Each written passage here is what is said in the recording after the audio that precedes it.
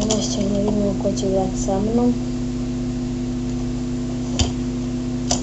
4 sume, a to je Siniša Jasikovac. Jedinka je, da ćemo da pogledamo na fejsu, Siniša Jasikovac.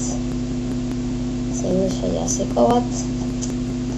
Dobro, čestitam Siniša, igrat ćeš sa mnom. Sljedeću epizodu da ima ko će igrati, sljedeći serijal. Trojka, to je... Ne može on, nije baš nešto, nisam baš nešto... To može Lazar Mitić. Posle toga serijal, opet Siniša, sjajno. Dobro, Siniša još srećan.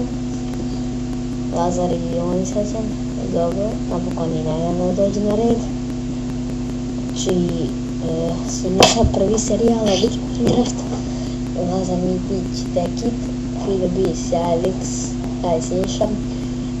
Nenad Kozić će biti Fide Bis, Min Krak, a će Đole jednom doći na red. Ne možemo već s njima. Siniša iz 2 puta, ne može. Evo ga Đole na kraju, Fide Bis, Unleashed mod. To je to u ovom videu.